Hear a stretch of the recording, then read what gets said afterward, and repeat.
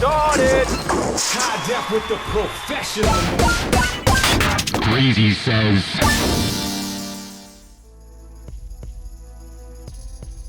What's up, everybody? Welcome to Greasy Says. My name is Arthur, aka M-Cue, aka Greasy. Game developer of fucking like 15 years. I've seen it all. I'll tell you guys my story at some point. It might take a while, but I've seen a lot of parts of the gaming industry. And I've been in a lot of meetings and a lot of conventions. And I'm a brown guy. That might not seem important, but if you are a brown person, black person, whatever color that's not white person in the gaming industry, you know that there aren't a lot of us. So I want to speak not for us, but for me about the gaming industry and my experience and my view on it, and you know, whatever pops into my head about games and where this entertainment, this art craft is going. I think my opinion is important. No, it's not. And I would love to hear from more quote unquote minorities in the gaming industry and your experiences and where you're at and the challenges you face, because I'm sure as fuck gonna talk about the challenges that I face. So buckle up, fuckers. Just kidding. Let's have fun with it. Let's kick it off with a question.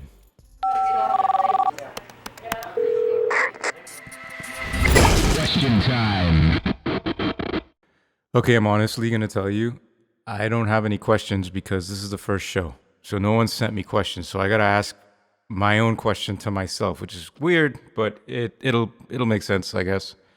But if you have questions, if you're listening to this and you're interested in how to break into games or how making games works or anything about games, or anything about me or life or music or whatever, hit me up on social media, whatever, and I'll answer your question on the show. All right. So the question is, why do you play games? here's the thing, right? Games are everything reality isn't. I can be who I wish I could be, jump higher than I ever could in real life, be stronger, faster, tougher, smarter, more confident, and I can always get the guy or girl. My regular life is filled with half accomplishments, disappointing result screens, credit scores instead of high scores, and with bad attitudes instead of princesses in other castles. My quests usually end with a fart, not fanfare. Fast travel isn't ever available, and dialogue options? Let's just say the Gordon Freeman approach is my go-to in real life. In games, I get to be the guy everyone likes, the hero. Every NPC listens to what I have to say, even if they just finished getting shot and I was the one who shot them. And they never interrupt. Fuck how I wish that was true in real life. In games, I get to be seen as I wish I was seen in real life. NPCs don't judge me based on my skin color, unless they're programmed to. Assholes. NPCs don't have deeply ingrained socioeconomic bias that prevents them from being fair. Best of all, I can skip all of their conversations because I'm in a cutscene. Cutscenes are like the DMV of games. Cutscenes are like manager seminars, those manager training seminars of games. You can't skip them, and someone thinks they're vital to your existence, but they're not. In games, you can become a level 60 demigod in a week simply by grinding. In real life, shit, you could grind for 30 years and still be standing in the same place you fucking started. In real life, death is hopefully final. In games, new life is just a continue away. I'd say that the only thing about real life that's better than games is that your enemies don't respawn. And thank Christ for that. In games, we can be the best version of ourselves at all times, simply by wielding a controller instead of having to get 8 hours of sleep, having to stay away from booze and weed and drugs and all that shit, working out, eating healthy, going to therapy, talking about our feelings. We just hit start and we're awesome. Games let us be awesome, even though we suck. Reflection. Oh, man. I remember the first time I played fucking Gates of Thunder. I literally cried. Like, I played TurboGrafx 16, and I literally fucking had a nervous breakdown when the dude, what was his name? I think his name was Alex or something. Actually, I should be using names. Fuck that. His name was Randall. He brought over his TurboGrafx 16. Dog, I played Bonk, and I played, he had a Turbo Duo too, which back in the 90s, having a Turbo Duo, that motherfucker must have been rich out of his fucking mind, and we just didn't even know. My cousin was rich too, but, you know, his parents were rich. So they lived in like a wealthy community or whatever. But I played Bonk and fucking Gates of Thunder on TurboGrafx, and the dude got up and went to leave, and I started crying. I must have been like 8 or something. Right around the same time I watched a porno for the it was a serious summer. Porno, TurboGrafx 16, it'll fuck your little mind up. You know what I'm saying? That TurboGrafx 16 will fuck your mind up. Yeah, for real.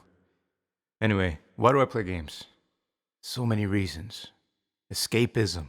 Get away from the day-to-day. Relaxation. You know, taking the load off after a bunch of work, or, you know, back in the days when, you know, play a show, come home, play some games, just bring that energy down. Stimulation, you know, when I want to get my mind moving. Inspiration, right? As a game developer, as a sound designer, as a designer, as a fucking creative lead, all the shit that I do, you gotta play games. It's research. So, you know, you have to look at what other people are doing all the time. You have to admire what other people are doing. Like I play Uncharted, and I'm just like, man, it's like watching a Pixar movie, right? The level of work and the level of craftsmanship and the amount of fucking people, hundreds of fucking, maybe thousands of people, hundreds of people, definitely hundreds of people, probably thousands if you stretch it out to like marketing and fucking research and sticking a thumb up this person's ass. A lot of people get paid, and it's quite an undertaking, man. It's fucking awe-inspiring. Anyway, so yeah, I play games for research. What else do I play games for? I don't really play games socially. That's weird. Like, I know I'm talking about games, and I make games, and I've even made social games, but I don't play games for that. I don't even really like multiplayer games all that much. Like, yeah, occasional party game, some Among Us or whatever, some fucking Overcooked, some fucking penis jousting, right? I'll fuck with that, but like on a regular basis, like linking up with my fucking guild or whatever the fuck, that's not for me. That's not for me. So I don't play games for that reason. I don't play games to be social. I mean, I barely like people in real life, so why the fuck would I want to go fuck with assholes on the internet too? You know what I mean?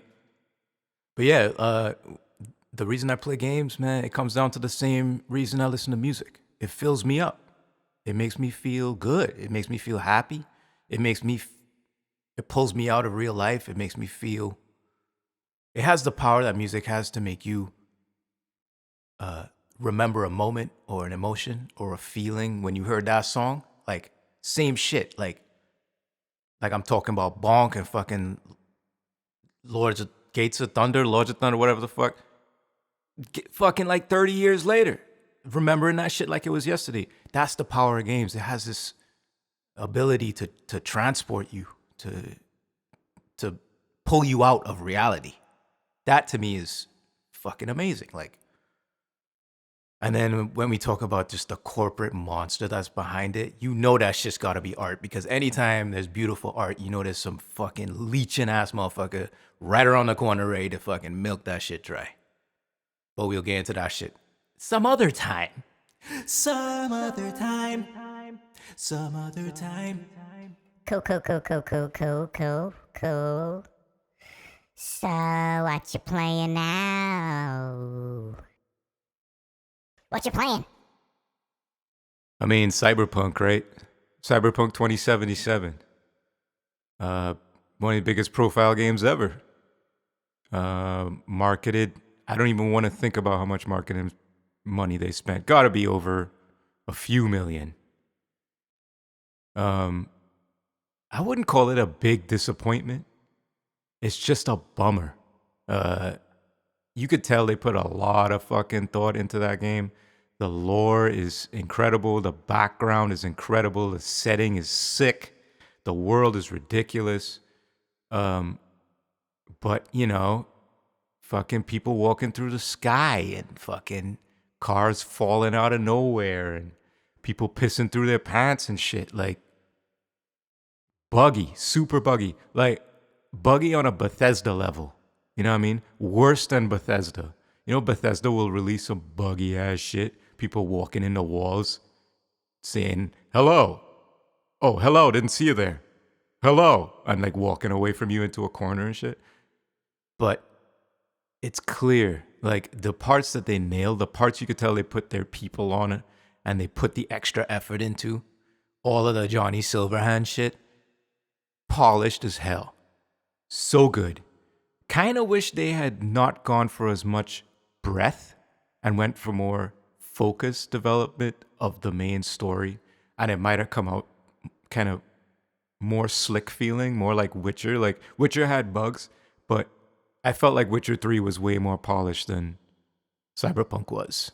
But it might be the nature of new IP, new game mode, like not game mode, but you know what I mean, like new perspective, like first person perspective. Making a shooter for the first time. They have so many challenges with all of that stuff. They were basically coming up with basically a brand. They were rebranding their studio when they made this fucking game. You know what I mean? They were doing fantasy third person with very different mechanics. This is basically they remade Fallout. Oh, speaking of which, has anyone made the fucking distinction between quick hacks and VATS? It's the same shit. Has anyone noticed that? All right, maybe VATS is a little more clunky and older and more like it's kind of like turn-based almost. Almost like a Divinity model where you have a certain amount of actions that you can do. Well, now that I explain it, it's the same shit as quick hacks. So yeah, they based like between the okay gunplay and this VAT system, they were really kind of making a Fallout after they had been making Morrowind for however many years. So there was a lot of challenges with that game. Personally, I think the game is dope as hell. It's just like, it's going to be a really good game like a year and a half from now when they release the Game of the Year version with all the patches, all the expansions, all the DLC, whatever they do. So I would say buy Cyberpunk 2077 in the year 2077, and that shit'll be the best game ever. Well, I thought it sucked. I even wrote death threats to the developers. Yeah, who the fuck does that? Who has no life? Who has such little going on, right? You're such a fucking waste of space. You have nothing to do. Your life is so fucking empty that you write a death threat to a game developer. It's fucking games, people. Relax. I make them, and I even don't take this shit that seriously. Y'all need to fucking relax, man. Timmy, relax. Kenneth, fucking relax. Raven, you need to just chill out. Go in the corner, Raven. Go stand in the corner. No, don't even look at Trevor. Raven, you just stay there. Okay? Carter, I have my eye on you. Ooh, Carter, you better look out.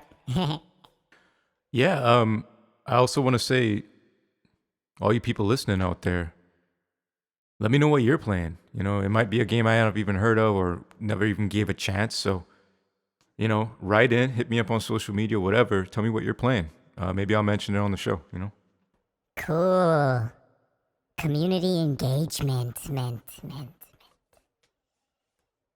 Neat. Hypothetical question. Which game character could you fall in love with? This week? Let me see. Ooh. You know who? Leah from Stardew Valley. If you know Leah, you know who I'm talking about. Red hair with the braid. Those pouty lips. Those bedroom eyes. She's an artist, a sculptor, good with her hands. Good at massaging things into position. Okay, she knows what she's doing. She's not a fucking amateur, okay? Leah. Alright? Lives down by the fucking riverbank where I fish often. Often I fish there, okay? On the way to deliver, you know, eggs. Sell eggs if I need to. At, whatever the chick is who fucked the mayor and left his drawers in her house. Mayville? Some shit like that. But anyway, forget her. Leah. Leah. Okay? Let me scoop you up. Let me take you down to the beach. We can collect coral. We could do some late night fishing. And who knows? Maybe we'll get some 8-bit sand into our nether regions. Have you ever had sand in your nether regions during pleasurable activities, Leah? I have. And I want to do it with you again. I want to hurt with the sand. Okay? I've seen your sculptures. I know what's in that mind of yours. Just let me in. Just let me in. I don't think I ever romanced her. Did I?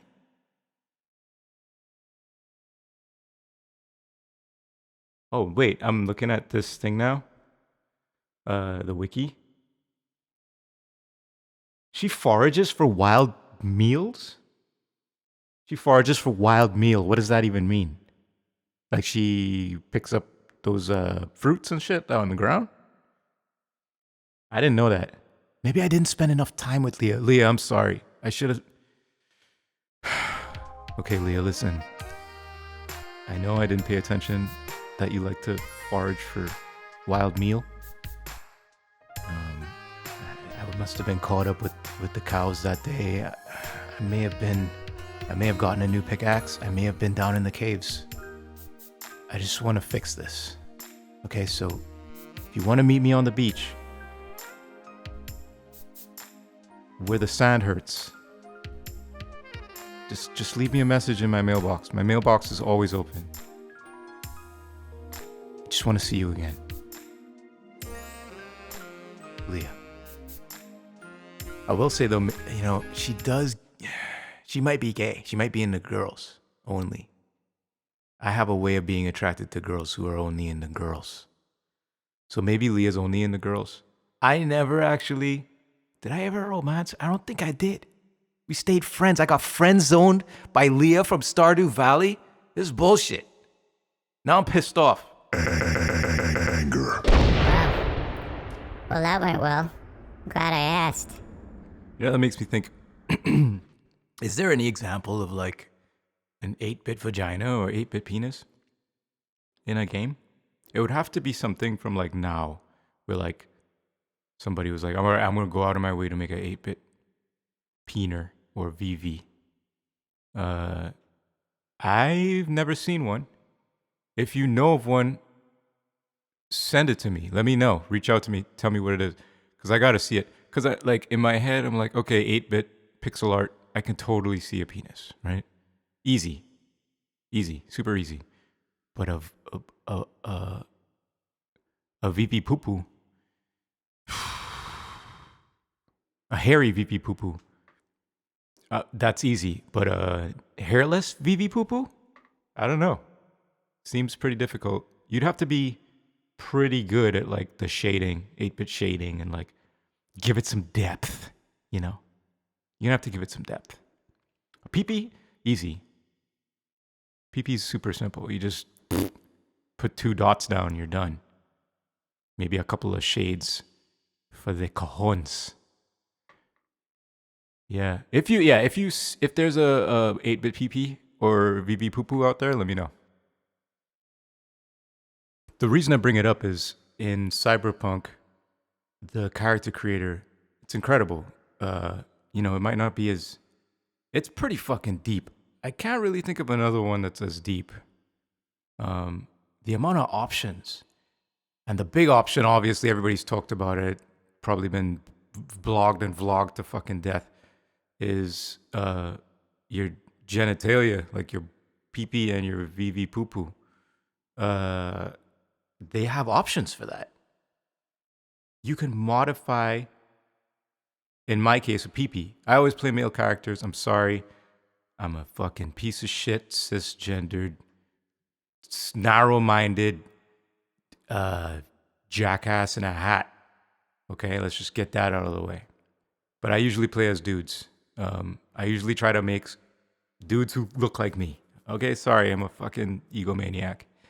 But the penis options, the PP options, amazing. Hooded, unhooded, fancy trims, regular trims, colored dyed trims.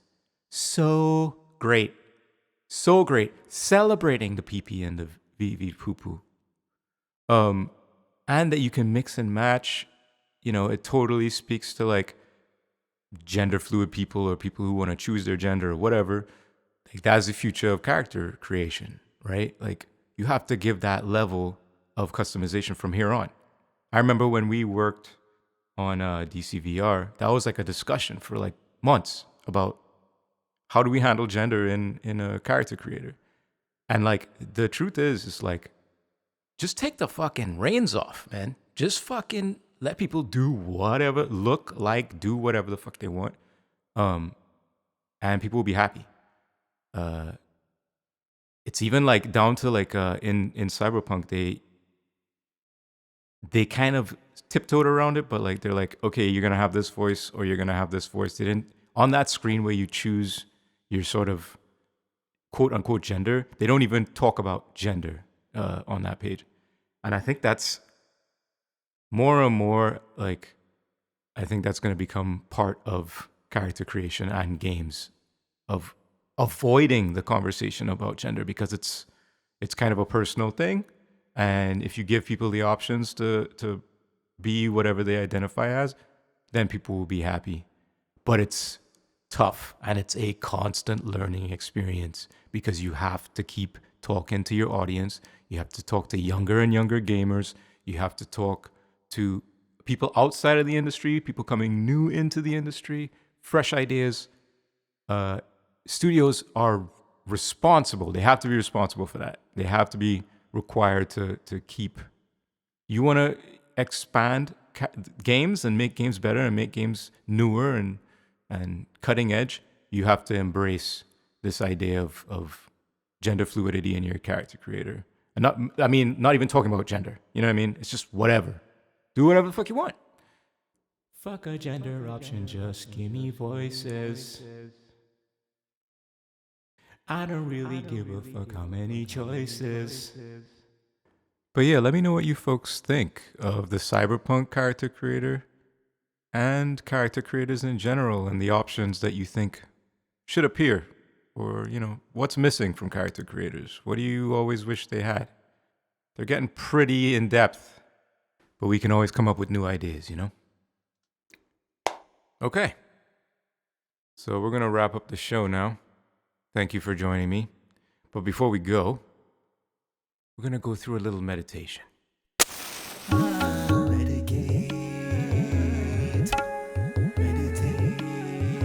Meditate. A meditation to stop the haters in their tracks. A meditation to stop the biggest hater of all, the hater within. Now, if you're not driving, close your eyes. If you're not operating machinery, close your eyes. And let us journey together.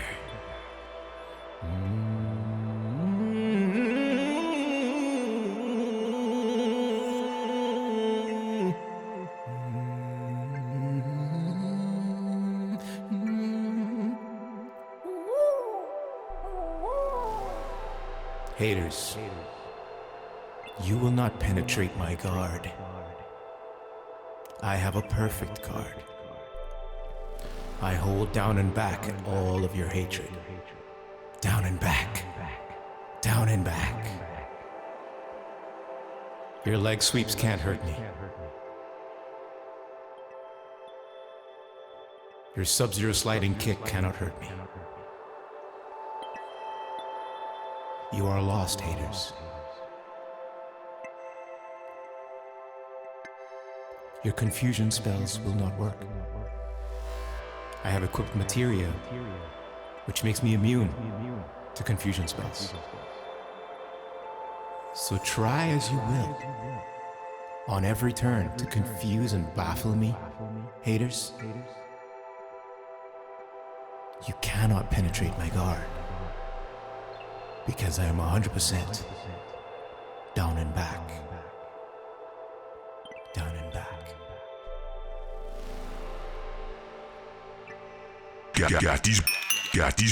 Got these running. Yeah, we got him running, y'all, haters. Find cover, you sons of bitches. Well, thanks again, people, for joining me on Greasy Says. It's been fun. I've had a lot of fun. Real quick, just gonna plug all of my social media, other places you guys can find me online. I'm Greasy Says, that's Greasy Says, Says, on Instagram and TikTok and Facebook. Greasy Says on all three. Check me out as M-Cue, M-Cue, on Spotify, on Bandcamp, and on Soundcloud. Greasy people, thanks for coming out. Like, subscribe, comment, give me feedback, tell me to go fuck myself. And until next time, it's me, Greasy, checking out with the room key. Laters.